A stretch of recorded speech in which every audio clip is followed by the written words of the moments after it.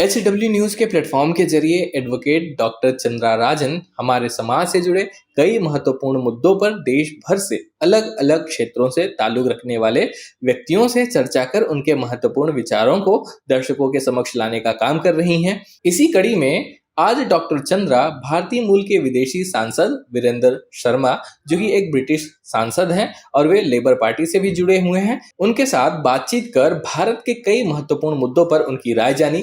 तो पेश है HW न्यूज के दर्शकों के लिए यह खास बातचीत। जैसे कि आप जानते ही हैं, हिंदुस्तान के अंदर काफी समय से हिंदू और मुस्लिम के बीच में किसी न किसी तरह की जो कहते हैं कम्युनल डिस्टर्बेंसेस होते रहते हैं। तो मैं आपसे ये जानना चाहती हूँ, क्योंकि आप लंदन में यूनाइटेड किंगडम की पार्लियामेंट में आप एक मेंबर ऑफ पार्लियामेंट हैं, तो हिंदुस्तान देश के बाहर लोग हिंदुस्तान को कैसे देखते हैं और यहाँ जो कम्युनल डिसहार्मनी होती है उसको किस नजरिए से देखा जाता है? देखिए,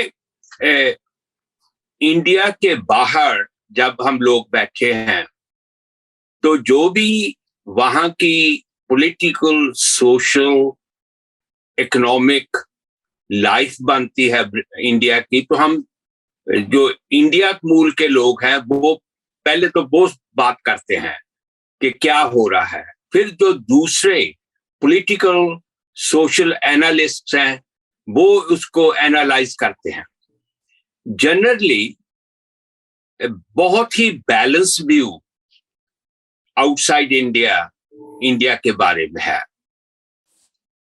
पहली कि इंडिया का जो कॉन्स्टिट्यूशन है उसको लेकर, और जो इंडिया के जनरल व्यूज हैं लोगों में, वो मैं इंडियन मूल का हूं, दो मैं ब्रिटेन की पार्लियामेंट का मेंबर हूं, लेकिन वो जो हमारे जनरल लोगों में भाईचारा है वो रिलीजियस बेस्ड कम है, कम्युनिटी बेस्ड ज्यादा है।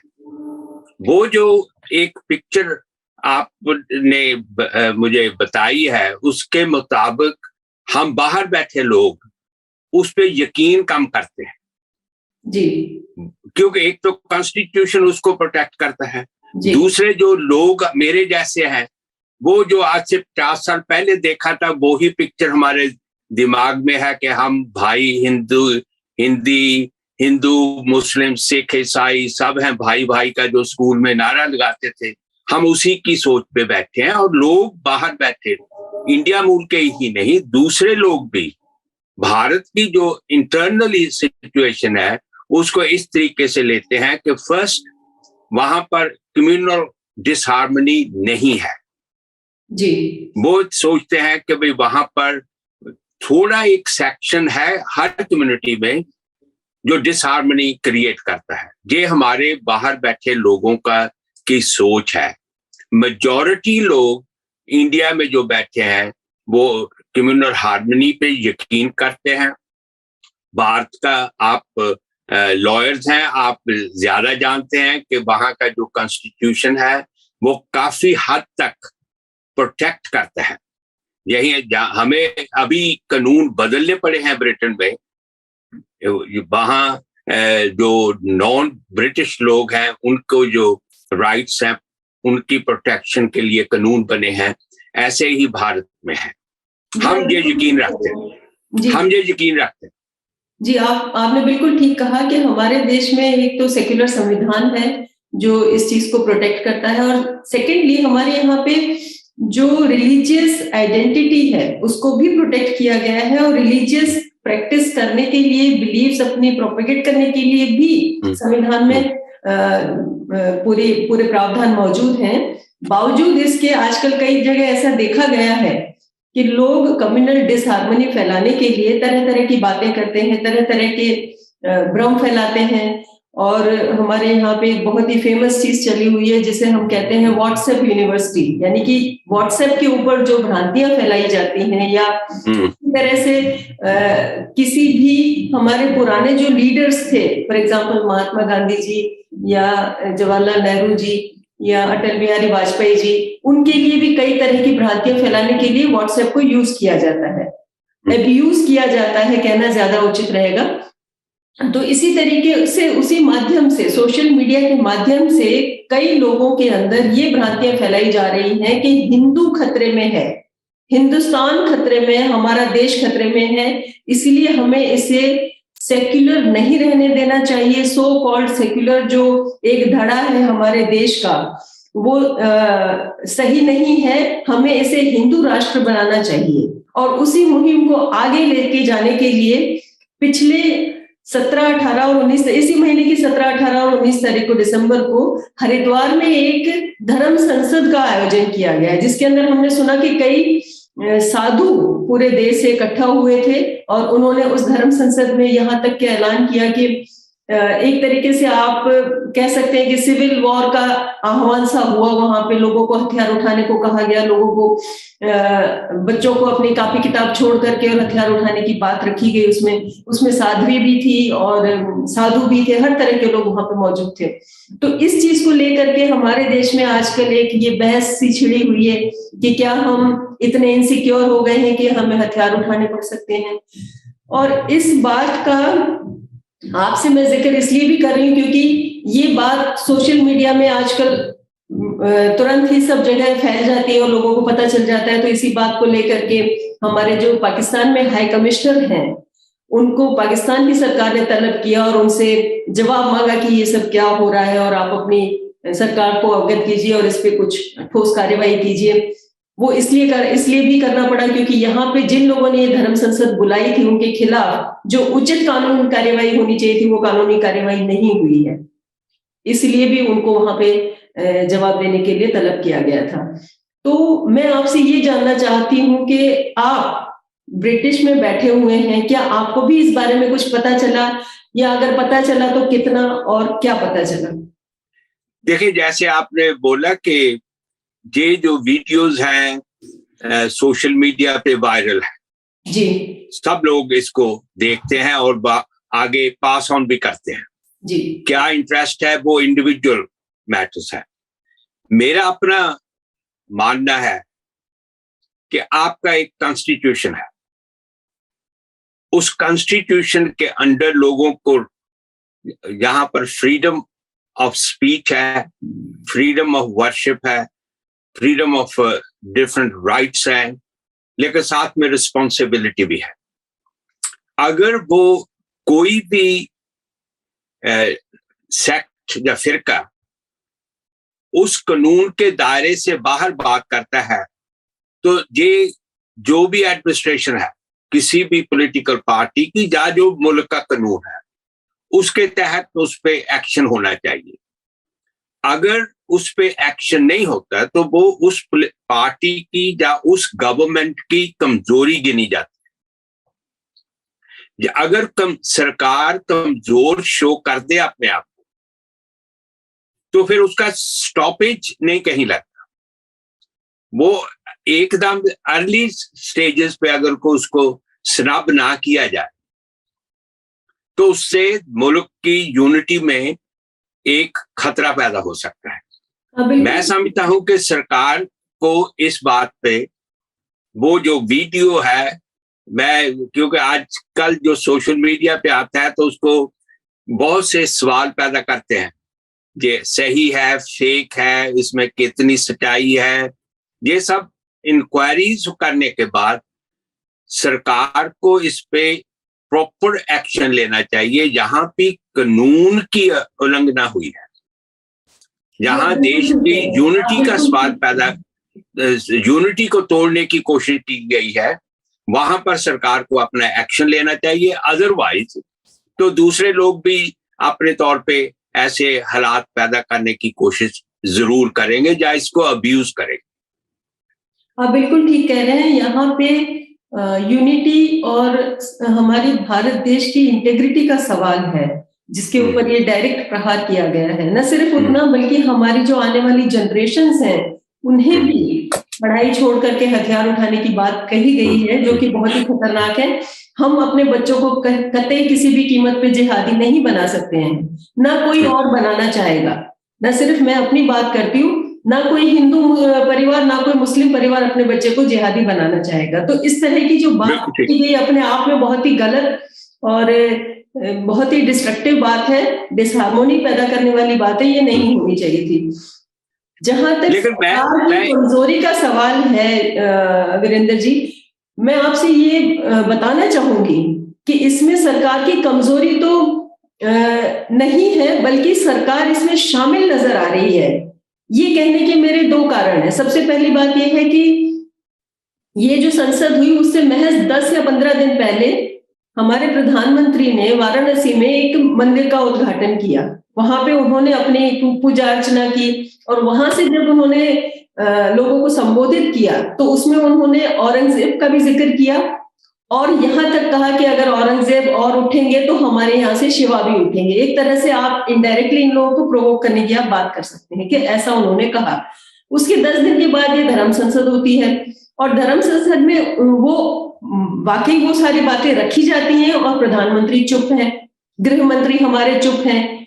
गृह मंत्री का चुप रहना, प्रधानमंत्री का चुप रहना एक तरह से कंप्लिसिटी ही दिखाता है और एक्शन ना लेना ये दूसरा रीजन है। और तीसरा रीजन कि ये जिस स्टेट में हो रहा था, जो कि उत्तराखंड है, पहले यूपी का हिस्सा था, उत्तराखंड एक स्टेट अलग बन गया है, ये उत्तराखंड स्टेट में हो रहा था, वहां पे भी जो आज की हमारी केंद्र सरकार है, यूनियन गवर्नमेंट है भारतीय जनता पार्टी की, उसी भारतीय जनता पार्टी की वहां की स्टेट की गवर्नमेंट है।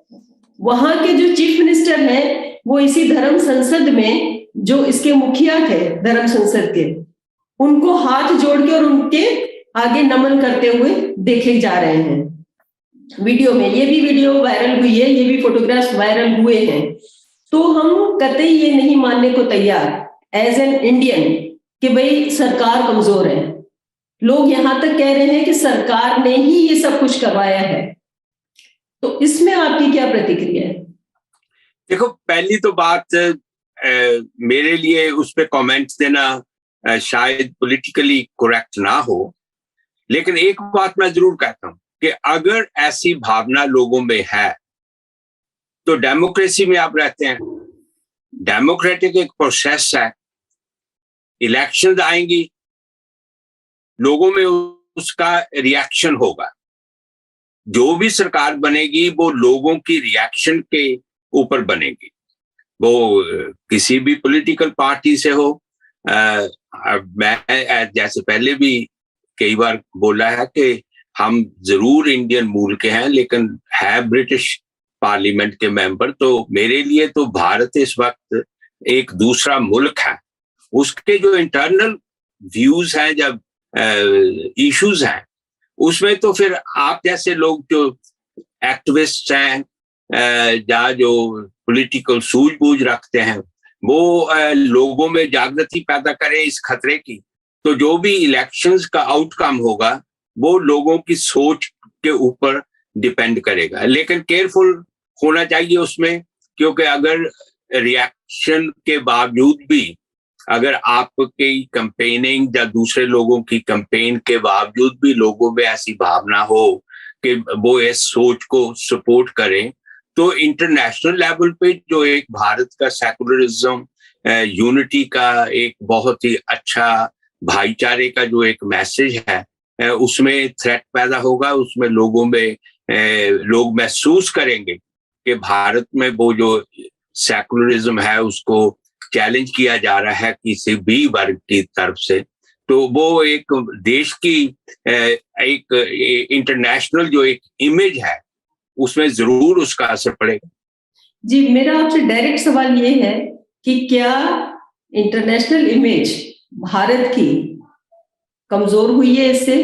क्या मोदी जी को एक मजबूत प्रधानमंत्री माना जाता है? और अगर एक मजबूत प्रधानमंत्री के तौर पे उन्हें देखा जाता है, उनकी अगर ये इमेज बनी हुई है, तो यहाँ पे आप ही ने अभी कहा कि सरकार की कमजोरी नजर आती है अगर उन्होंने कोई एक्शन नहीं लिया तो यहाँ पे अगर सरकार कमजोर दिख रही है तो क्या मोदी जी की जो इंटरनेशनल इमेज है, जो एक मजबूत प्रधानमंत्री की है, उस पे भी धक्का लगा है? मैं एक बहुत ही ऑनेस्ट व्यू देना चाहता हूं कि ये जो इशू है, जो आपकी वो हिंदू संसद या जो भी उसका नाम दिया गया है, धर्म संसद, धर्म संसद उन्होंने नाम, धर्म संसद का जो नाम दिया गया है, उसे उसका धर्म संसद कह रहा है। उसको इंटरनेशनल लेवल पे इसकी अभी कहीं चर्चा नहीं हो रही। सिर्फ इंडियन जो लोग हैं या इंडियन मूल के जो लोग हैं, जहां जो इंडियन सब कॉन्टिनेंट की पॉलिटिक्स में इंटरेस्ट रखते हैं, उनमें ये डिस्कशन जरूर हो रही है। लेकिन ये वाइडर पॉलिटिकल डिस्कशन का इस वक्त इशू नहीं है। ना कभी किसी ने अभी ब्रिटेन या यूरोप की किसी भी पार्लियामेंट में इसको उठाया नहीं गया, इस पे क्वेश्चन नहीं रेज किया गया, क्योंकि जनरली ब्रिटिश पॉलिटिशियंस जनरली इसको लेंगे कि ये इंडिया का इंटरनल मैटर है, we should not be speaking on that. लेकिन जो थोड़ा बहुत रिलीजियस एस्पेक्ट रखते हैं वो शायद इसको उठाएं। लेकिन अभी क्योंकि हॉलीडे पीरियड है, पार्लियामेंट रिसेस पे है, तो अभी इस पे कोई ऐसी डिस्कशन कहीं नहीं हुई जिससे मैं बोलूं कि हाँ लोगों में इसकी चर्चा हो रही है। इस पे प्रेजेंट गवर्नमेंट के जो अक्स है उस पे कोई असर पड़ा है, इट्स टू अर्ली टू से। कुछ मीडिया में आया है, न्यूयॉर्क टाइम्स में भी इसके ऊपर आर्टिकल छपा है, शायद आपको इस बारे में जानकारी नहीं होगी, लेकिन कहीं ना कहीं ये मुस्लिम देशों में हलचल इसने शुरू की हुई है, क्योंकि ये डायरेक्ट एक अटैक है ऑन मुस्लिम कम्युनिटी।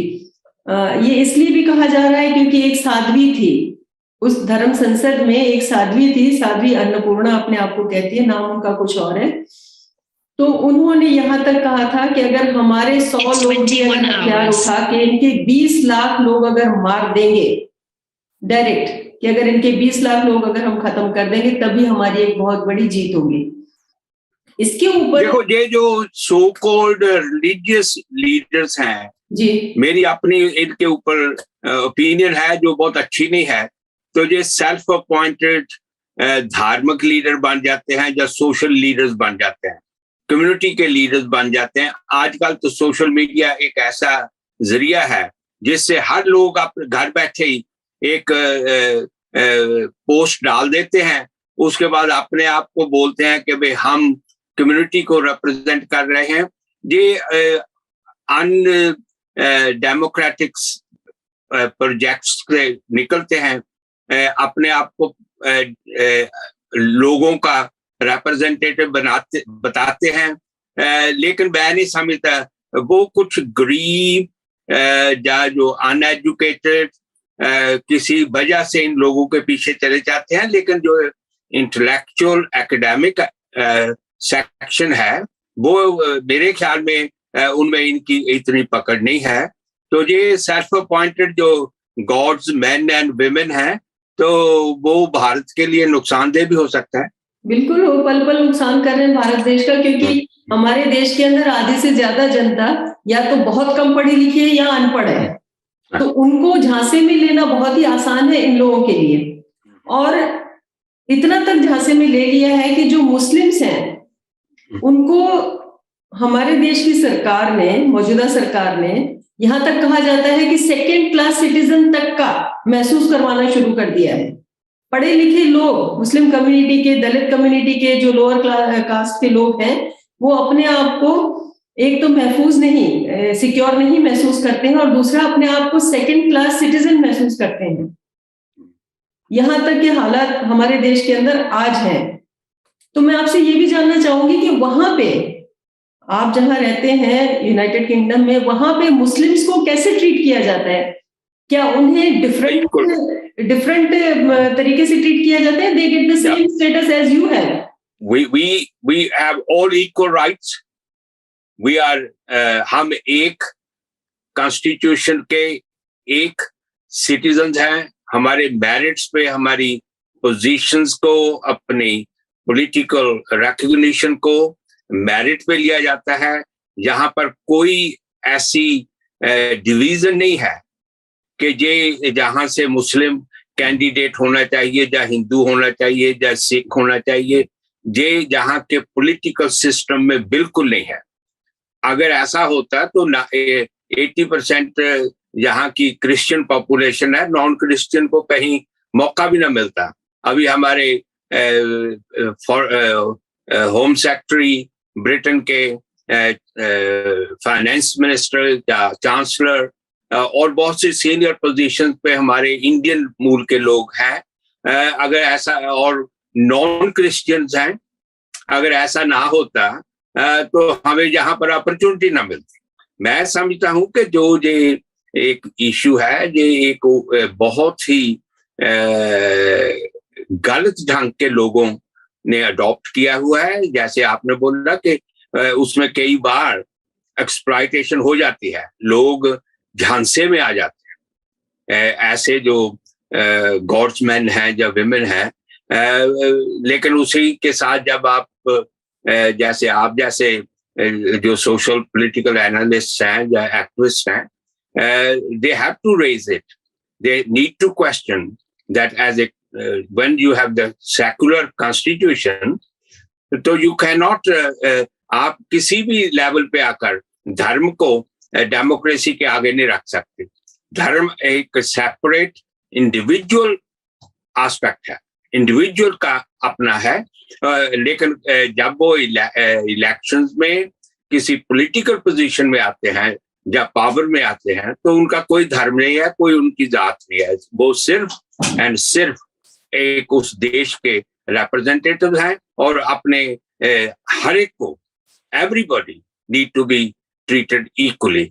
ये हमारे यहाँ ब्रिटेन में, कनाडा में, यूरोप में कहीं भी आप चले जाए, वहां की जो डे टू डे प्रैक्टिसेस हैं उसमें सब लोगों को बराबर का हक है इलेक्शन लड़ने का, पॉलिटिकल सिस्टम में पार्टिसिपेट करने का, जॉब्स में मेरिट पे।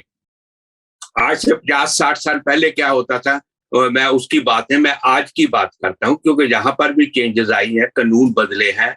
जब माइनॉरिटीज ने महसूस किया कि जहां पर उनके जो राइट्स हैं वो प्रोटेक्टेड नहीं है, उनके साथ डिस्क्रिमिनेशन होती है, मेजॉरिटी उसके साथ डिस्क्रिमिनेट करती है, तो सरकार ने, जिसमें हमारे इंडियंस की बाहर बैठे प्रोटेस्ट तो था, लेकिन जो कानून बनाए हैं वो उस वक्त की जो सरकार थी उन्होंने बनाए हैं। उसमें कोई भी इंडियन या नॉन ब्रिटिश मूल के लोगों का कोई डायरेक्ट रोल नहीं था, इनडायरेक्ट था।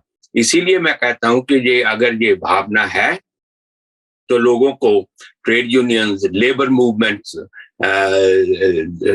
मैं और हर वो जो लोग जो इक्वालिटी में यकीन रखते हैं, वो कहते हैं कि हमारा जो कॉन्स्टिट्यूशन है सबसे बड़ी चीज है, सब धार्मिक ग्रंथों के ऊपर है कॉन्स्टिट्यूशन। तो वो लोगों में जागृति पैदा करनी बहुत जरूरी है। और उसके साथ जो भी इलेक्टेड हों, किसी भी पॉलिटिकल पार्टी से आए, अगर वो उस लाइन को लेकर आगे चलते हैं तो देश उन्नति करेगा। अदरवाइज देश के अंदर जो पॉलिटिकल रिप्रेजेंटेटिव या लीडरशिप है या गवर्नमेंट है, उनका तो दिमाग फिर इसी साइड पे लगेगा, तो मुल्क की, देश की तरक्की या इंटरनेशनल लेवल पे आपका क्या लेवल होगा, उसमें नुकसान हो सकता है। जी, आपने बिल्कुल ठीक कहा।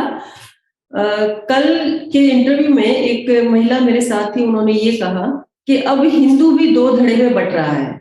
एक हिंदुओं का ये पोर्शन है जो बीजेपी को सपोर्ट करता है, जो धर्म को कॉन्स्टिट्यूशन से आगे रखता है, और एक हिंदू का ये धड़ा है जो बीजेपी को सपोर्ट नहीं करता है, जो कॉन्स्टिट्यूशन में यकीन रखता है, सेक्युलरिज्म में यकीन रखता है, जो कॉन्स्टिट्यूशन को धर्म से आगे रखता है, यानी कि कॉन्स्टिट्यूशन सर्वोत्तम है। तो इस तरीके से दो धाराओं में हिंदू भी आज बट रहा है। तो मेरा ये मानना है कि ऐसी कंफ्यूजन भरी परिस्थिति में, जहां पे दलितों और माइनॉरिटीज के साथ में, मुसलमान के साथ में एक कम्युनल डिसहार्मोनी क्रिएट की जा रही है, जहां पे कुछ लोग धर्म को आगे रख रहे हैं, कुछ कॉन्स्टिट्यूशन को आगे रख रहे हैं, तो ऐसे कंफ्यूजिंग माहौल में हमारी जो आज की जनरेशन है, जो कल को हमारे देश को आगे लेके जाएगी, उसको आप क्या संदेश देना चाहेंगे? देखो, मैं डेमोक्रेटिक प्रोसेस में यकीन रखता हूं जी। मैं मानता हूं कि देश को आगे चलाने के लिए democracy is the best form of politics. उसमें धर्म की मेरे हिसाब से डेमोक्रेसी में धर्म का कोई रोल नहीं है।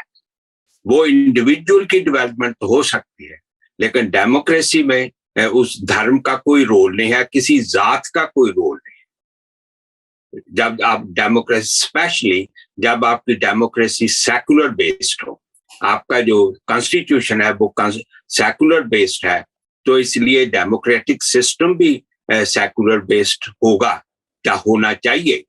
तो अगर मैं तो जो स्टूडेंट्स हैं, जो यंग जनरेशन है, जो फ्यूचर ऑफ द नेशन है, मैं तो उनको बोलूंगा कि भाई आप धर्म को अपने घर के अंदर रखिए।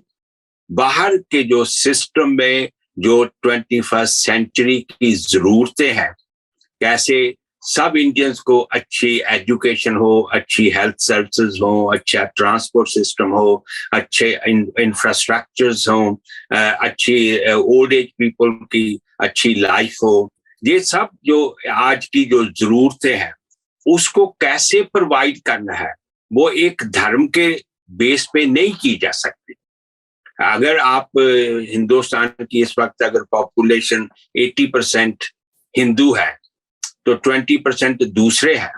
अगर आप हिंदू बेस्ड लेंगे तो वो 20% का क्या होगा जी। अगर 15% या 20% समझते हैं कि जो हम कह रहे हैं वो सारे माने, तो फिर मेजॉरिटी का क्या, उनकी लुक आफ्टर कौन करेगा?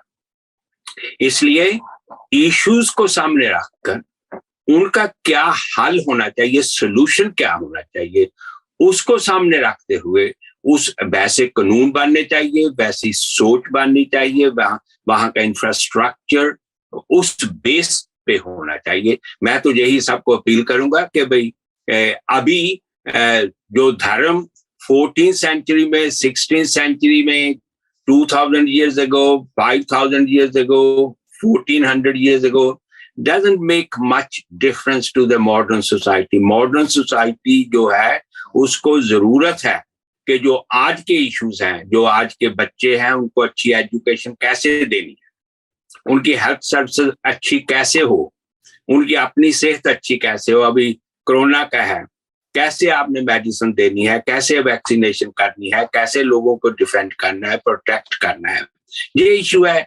जब वो कोरोना वायरस आएगी या दूसरी कोई भी वायरेंट आ जाए, उसने ना आपकी जात देखनी है ना धर्म देखना है, उसने तो ये देखना है कि आपके पास वो उसके साथ लड़ाई लड़ने के लिए, लड़ाई फिजिकल नहीं, मेडिसिन टर्म्स के ऊपर, वो जो बीमारी है उसका कैसे मुकाबला करना है, बात तो उसकी है।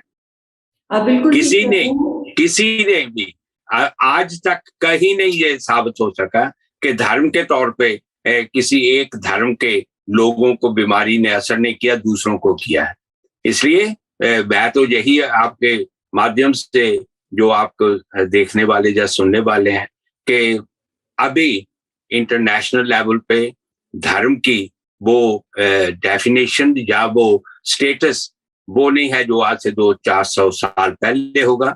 अभी है डेवलपमेंट, रिसोर्स प्रोवाइडर, अच्छी एजुकेशन, अच्छी हेल्थ सर्विसेज, अच्छा infrastructure and transport and railway and other places, and also have a better future for the old age people, ताकि उनकी अच्छी लुक आफ्टर हो सके। ये इश्यूज इंटरनेशनल लेवल पे लोग कंसिडर करते हैं और भारत के नौजवान को भी उसी पे अपना अमल करना चाहिए। आप बहुत इम्पोर्टेंट बात कर रहे हैं कि लोगों को इस बात पे कम ध्यान देना चाहिए कि हम किस धर्म से आते हैं, किस जात पात से आते हैं, बजाय इसके लोगों को इस बात पे ध्यान देना चाहिए कि हमें फैसिलिटीज कैसे हम आगे और अच्छी कर सकते हैं, कैसे हम अच्छे लीडर चुन सकते हैं जो हमें अच्छी फैसिलिटीज प्रदान करें, इस बात पे ध्यान देना चाहिए। तो आपने एक और मेरे दिल की बात कही कि धर्म को अपने घर में रखना चाहिए। मैं भी यही यकीन करती हूँ कि आप किसी भी धर्म से आते हैं, आप अपने बच्चों को जो भी धर्म की शिक्षा देना चाहते हैं अपने घर की 4 दीवारी के अंदर दीजिए, क्योंकि that is your private life and dharma is basically essentially your personal activity, private activity. आप चाहें तो आप भगवान शिव को माने, आप चाहें आप भगवान कृष्ण को माने, आप चाहें आप अल्लाह को माने, यीशु मसीह को माने, जिसको भी आप मानना चाहते हैं, आप गुरु नानक देव जी को मान लीजिए, लेकिन वो एक आपकी प्राइवेट अफेयर है। आप अपने घर के अंदर चार दीवारी के अंदर आप खुद भी करें, अपने बच्चों को भी सिखाएं, आगे लेके चले इसको। लेकिन जहां धर्म का और संविधान का टकराव होता है, वहां बेशक संविधान ऊपर रहेगा, क्योंकि हम अगर एक दूसरे से किसी धागे से बंधे हुए हैं तो वो सिर्फ एक संविधान नाम का धागा है जिसने हम पूरे हिंदुस्तान वासियों को जोड़ के रखा हुआ है। तो इसी बात के आगे अगर आप थोड़ा सा चलेंगे तो देखेंगे कि जो मुस्लिम कम्युनिटी है हमारे देश की, उन्होंने मुस्लिम मैरिज एक्ट, मुस्लिम पर्सनल लॉ में रिफॉर्म नहीं करने दिए। इन द सेंस कि जब जवाहरलाल नेहरू जी ने कोशिश करी, बीच में राजीव गांधी की सरकार ने एक बार कोशिश करी कि कोडिफाई किया जाए, इनके पर्सनल लॉज को भी कोडिफाई किया जाए, जिस तरह से हम लोग के हिंदू धर्म के जो पर्सनल लॉज है वो कोडिफाइड है। पर्सनल लॉज में आ जाता है मैरिज के, एडॉप्शन के, डाइवोर्स के, प्रॉपर्टी के या इनहेरिटेंस के जो भी लॉज आते हैं, इन सबको कोडिफाई करके और एक सबको एक ही तरीके से इक्वालिटी दी जाए। लेकिन मुस्लिम कम्युनिटी ने ऑन वन और द अदर प्रिटेक्स्ट इसको टालते रहे कि ये हमारा पर्सनल मामला है और इसके लिए हम कुरान शरीफ के हिसाब से चलेंगे और ये हम खुद बनाएंगे, गवर्नमेंट इसमें इंटरफेयर नहीं कर सकती। तो यहाँ पे एक डायकोटोमी सी क्रिएट हो गई। डायकोटोमी ये क्रिएट हुई कि एक तरफ आप कह रहे हैं कि हमें अपने धर्म के हिसाब से चलना है और दूसरी तरफ आज ऐसे हालात हो चुके हैं जहां पे धर्म से ज्यादा कॉन्स्टिट्यूशन आपको प्रोटेक्ट कर रहा है। तो आप अब इधर चलें या इधर चलें, जो आज के हालात खड़े हुए हैं उसके लिए जिम्मेवार कौन है?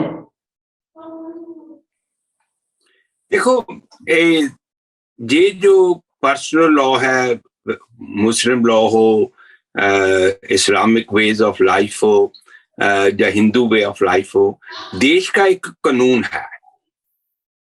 आपने वो संविधान बना दिया है। डॉक्टर अंबेडकर जी एंड दूसरी जो कॉन्स्टिट्यूशनल कमेटी थी, उन्होंने आपके सामने एक लाकर कि ऐसा देश होगा, उस देश में ऐसे कानून होंगे, उनका इंडिविजुअल पे उसका ऐसा ऐसा असर होगा, हम सबको इक्वल राइट्स देंगे। ठीक, अगर उसी देश में कम्युनिटी बेस्ड लॉज भी हों तो फिर जो वो कॉन्स्टिट्यूशन है उसका क्या फायदा होगा? जो सरकार अपने कॉन्स्टिट्यूशन को प्रॉपर इंप्लीमेंट नहीं कर सकती, तो वो मैं फिर कहता हूं कि वही सरकार दूसरे लोगों को एक कमजोर सरकार दिखाई देगी। आप जैसे पढ़े लिखे लोग, देश का जो कानून है, अगर वो पंजाब में किसी ढंग से इंप्लीमेंट हो, यूपी में डिफरेंट हो, साउथ इंडिया में डिफरेंट हो, तो फिर उस नेशनल कॉन्स्टिट्यूशन का क्या फायदा है? आपके कॉन्स्टिट्यूशन ना रिलीजियस बेस्ड है ना रीजनल बेस्ड है। आपका कॉन्स्टिट्यूशन कंट्री का एक है, बिल्कुल, जिसमें ये सब जितनी भी स्टेट्स आती है और जितने भी लोग उस देश में रहते हैं उसमें अप्लाई होगा। और उसमें एक चैप्टर है, पार्ट 3 है फंडामेंटल राइट्स का, वो भी एक है जो पूरे देश में लागू होता है और जिसके अंदर रिलीजियस फ्रीडम और इक्वालिटी बिफोर लॉ दोनों आ जाते हैं। तो इसलिए मैं ये महसूस करता हूं कि अगर उनको भी चाहिए कि देश का जो प्रेजेंट सिचुएशन है उसके अधीन अपने आप को अडेप्ट करना चाहिए, अदरवाइज डिवीजन क्रिएट होगी। दूसरे लोग भी बोलेंगे कि अगर उनके लिए स्पेशल प्रोविजंस है तो हमारे लिए क्यों नहीं? कोई ना कोई किसी ना किसी सेक्ट से आ जाएगा, कोई अपना गुरु बना लेगा, जो कि हिंदुस्तान में बहुत कॉमन है। आपके गुरु भी बहुत होते हैं, साधु संत भी बहुत होते हैं, उनका अपना ही सेक्ट होता है, अपना ही आश्रम होता है, अपना ही डेरा होता है। तो वो अपने डेरा के हिसाब से, अपने आश्रम के हिसाब से कानून बनाएंगे, तो फिर देश की तो जरूरत ही नहीं है। आपको पार्लियामेंट की क्या जरूरत है? फिर दे दो उन साधु संतों को या उन लोगों को जो रिलीजियस लीडर्स हैं कि अपना देश रन करो, अपना अपना एरिया जो 1947 से पहले था तो उसको कंटिन्यू रहने दो। फिर अगर देश एक है, देश के लोग एक है, देश का कॉन्स्टिट्यूशन एक है, तो फिर आपको सब उसमें बराबर होंगे। उनके जो राइट्स हैं, अगर वो आपको नहीं सूट करते तो आप धार्मिक प्रोटेक्शन ले लेते हो।